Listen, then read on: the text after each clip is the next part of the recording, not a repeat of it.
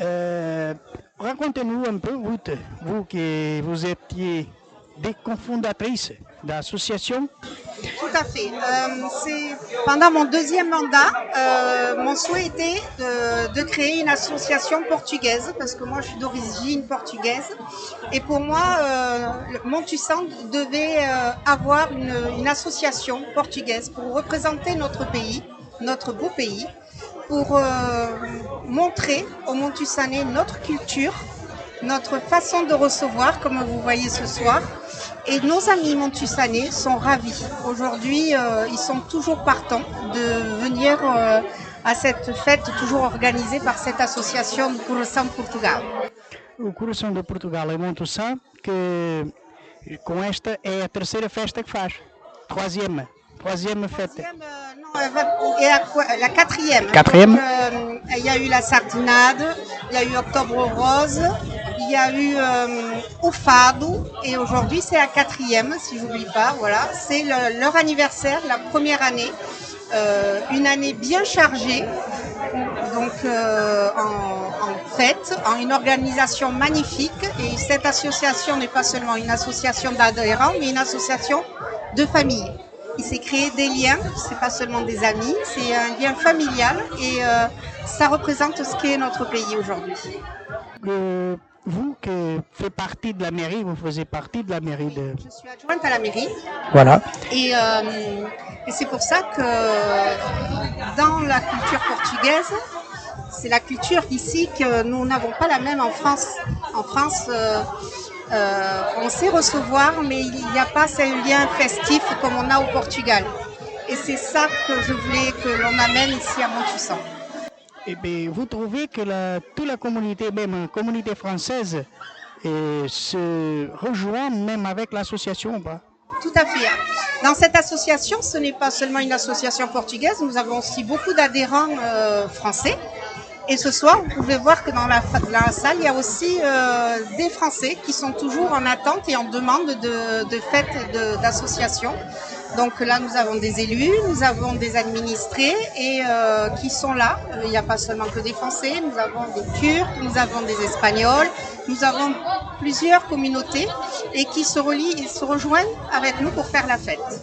C'est très bien de voir que la communauté portugaise à Montussan est bien intégrée et en même temps tout le monde se rejoint.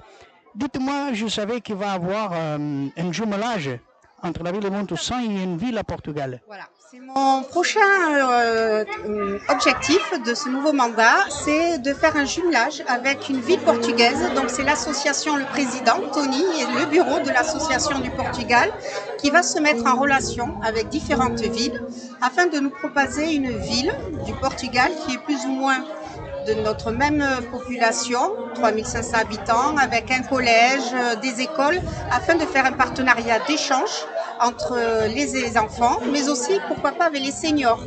Donc, c'est quelque chose que l'on va mettre en place doucement, mais d'ici la fin de mon mandat, j'espère qu'on fera déjà plusieurs échanges avec cette ville. Ça veut dire que le bilan que vous faisiez de l'association pendant un an, c'est positif. Cette association, elle est très positive. Quand j'ai souhaité créer une association, je ne pensais pas qu'elle aurait été aussi performante et aussi impliquée dans cette ville de Montussan. C'est pour ça que je suis très fière de cette association qui peut compter une centaine déjà d'adhérents en moins d'un an. Et ils sont tous là, présents, toujours prêts à aider dans ces fêtes. Même pour Octobre Rose, ils étaient là en une semaine. Ils ont su créer un repas digne d'une très grande association, alors que ça faisait que quelques mois qu'ils étaient créés. Et ils ont géré ce repas d'Octobre Rose magnifiquement. Voilà, merci beaucoup de nous venir nous parler de cette belle association. Comme vous avez bien dit, c'est une association qui avait déjà combien d'adhérents que vous avez dit? Une centaine d'adhérents. Une centaine d'adhérents, il n'y a même pas un an. Il y a de tout. Il y a beaucoup de Français qui se sont investis. Il y a des Turcs, il y a des Espagnols, il y a de tout. Donc c'est une association qui est ouverte à tout pour partager des bons moments festifs et créer un lien intercommunal. Merci beaucoup, Madame Nathalie, pour nous donner quelques paroles ici, Radio Latino 33. Mais on est toujours avec l'association parce qu'on respecte beaucoup le président de cette association. Ça fait des années qu'on se connaît et ça fait des années qu'elle respecte son travail. Et même à vous, un énorme respect pour tous les gens qui travaillent dans cette association qui fait toujours au mieux pour notre communauté portugaise. Tony sait fédérer ses adhérents.